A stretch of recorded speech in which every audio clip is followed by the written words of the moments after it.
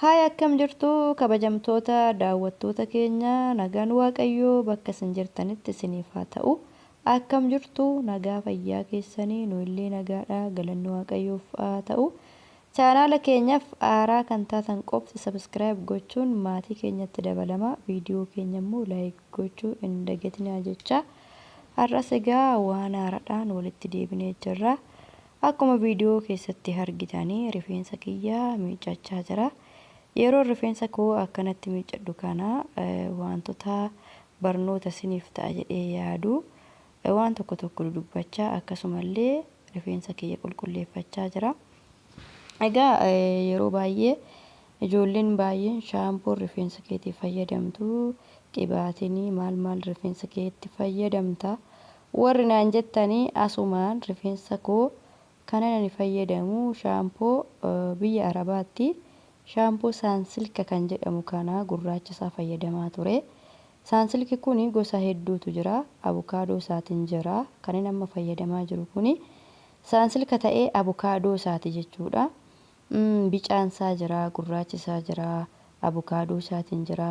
Saansilki kuni gosa hedduutu jira jechuudha.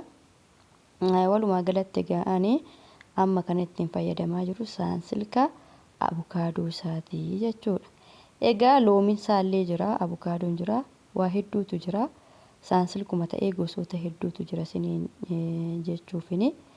Egaa gurraachi isaa Itoophiyaa keessaa hin jiru jechuudha. Shaampoo kana har'an bite garuu gurraacha isaa yeroon bitu nan dhabe. Kamumaafuyyuu maal fayyadamtaa warra naan jettanii fi deebii isiniif ta'a. Qibaatii hoo maal fayyadamtaa? Warri jettan immoo yeroo baay'ee viidiyoo yoo akkam xiqqaate viidiyoo 5 hojjedheen jira. Chaanaalii koo keessa deematiiti. Waa'ee rifeensaa keessatti hin argattu jechuudha. Qibaatii maal akka fayyadamu. Qibaatis abukaadoon fayyadama. Abukaadoo gosa kam kan jettan yoo ta'e immoo chaanaalii koo irratti viidiyoo hojjedheen jira. Viidiyoo sana deemaa daawwadhaatti fayyadamaan isiniin jedha.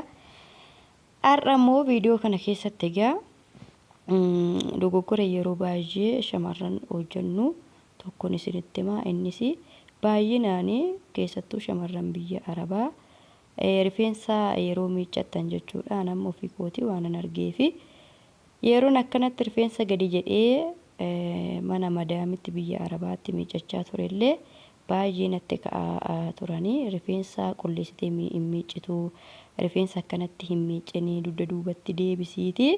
Yeruma shaaworii galtu qaama kee wajjin dhiqadhu jedhaniitu natti ka'u madaamin jechuudha. Garuu immoo ani rifeensa koo yeroo mara Itoophiyaattis ta'ee biyya Arabaatti waggaa amma sanaa achi jiraadhee rifeensa koo dugda duubatti deebisee shaaworii yeroon qaama koo shaaworii fudhadhu rifeensa kootii fi qaama koo iddoo tokkotti qulqulleessee hin beeku jechuudha. Sababni isaa miidhaa hedduullee namarraa hin ga'a. Rifeensa dugda duubatti deebisanii rifeensa gabaabaas haa ta'u rifeensa dheeraas haa ta'u yeroo shaaworii galtanii qaama keessan wajjin dugda duubatti rifeensa deebistanii dhiquun miidhaa ammana hin jedhamne hin qaba. Namoonni baay'een sababa rifeensa dugda duubatti deebisanii qulqulleessan illee sababoota garagaraatiif kan opereeshinii ta'an hin jiru jechuudha. Kuni garuu yeroo akkana jedhamu waan salphaa wayisiitu. Madaamonni akka waliigalaatti jechuudha biyya Arabaatti akka nama rifeensa koo qulqulleessaa jiru kanatti hin qulqulleeffatan. Akkasitti yoo si arganuyyuu sitti kolfu. Nama yeroo baay'ee kan wal caqacaqnuu fi dubbii kan walitti kaafnuuf yeroo rifeensa kiyya akka kanatti gadi jedhee dhiqadhu hin jaalatan isaanii. Keessattuyyuu maallaan jedhu rifeensa xurii ofirratti hambistaa qulqulleessitu akkanatti dhiqachuu eessaa fiddee jedhanii yeroo baay'ee natti ka'a. Ituma isaan natti ka'anuun ani jalaa didee rifeensa koo akkanatti gadi jedhee dhiqadha.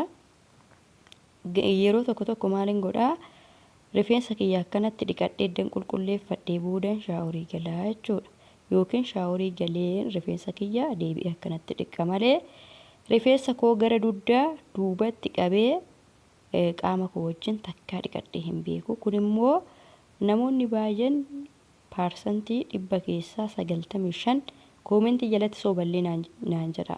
95 biyya Arabaatti Itoophiyaa hin beeku akkamitti akka dhiqattan malee biyya Arabaatti rifeensa akka nama dhiqachaa jiru kanatti madaamonni iyyuu namaaf hin eeyyaman dugda duubatti dabarsaniiti rifeensa kan dhiqatan. Inni immoo miidhaa hedduu qaba. Rifeensa keenyallee ni miidha. Qaama keenya irratti illee miidhaa guddaa qaba. Kallattii garaagaraatiin rifeensi ciccitee yeroo itti rifeensi ciccitee miidhaa namarraan ga'utu jira. Rifeensi immoo kan ciccitu baay'inaan hin jira. Dugda duubatti faa qabdanii warri filtan itoo bishaan keessa jiru. Inni miidhaa akkasii waan fiduufi kanaaf egaa guyyaa har'aa kana rifeensa kiyya akka kanatti dhiqachaa gorsa barnoota isiniif ta'a jedhee kana yaadu wantoota nama dubbadheedha.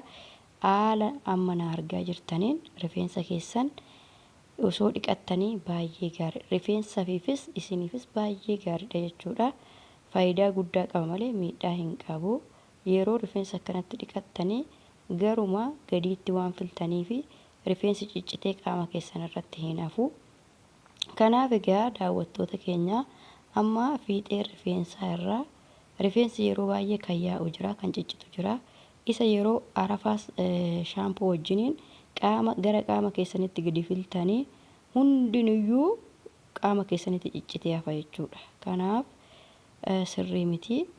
Rifeensa keessattuyyuu warri dhiirotaallee yeroo shaaworii galan qaama isaanii wajjin dhiqatan rifeensi isaanii gabaabaadha. Rifeensi isaanii baay'inaanis immoo hin ciccitu.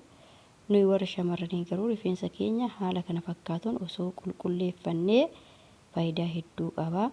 Haala kana fakkaatuun qulqulleeffadhaa. Yeroo madaamin isinitti hiyyitu isin hin dhagayinaa jalumaa didaatii haala kanaan Itoophiyaatti dhiqachuu baree jedhaatii rifeensa keessan haala kanaan dhiqadhaa malee aga barbaadde yoo isin lolteeyyuu rifeensa keessan dugda duubatti qabdanii qaama keessa wajjin yeroo shaaworii fudhattan hin dhiqatinaa. Shaampoon rifeensa keessanii fayyadamtan gargar kan qaama keessanii fayyadamtan iyyuu mataan isaa gargar waan ta'eef sirri hin dhufuu. Haala kana fakkaatuun haala mana argaa jirtaniin dhiqadhaan isiniin jedha. Itti fayyadamaa. Galatoomaa ulfaadhaa. Viidiyoo kana immoo laayikii gochuu hin dagatina. Yaada fi qeeqa qabdan immoo koomentii jalatti naaf barreessaa. Viidiyoo kana kan hojjedhee fi waan isin fayyaduuf malee waan isin miidhuuf waan hin taaneef na jajjabeessaa. Laayikii godhaa. Baay'ee baay'ee.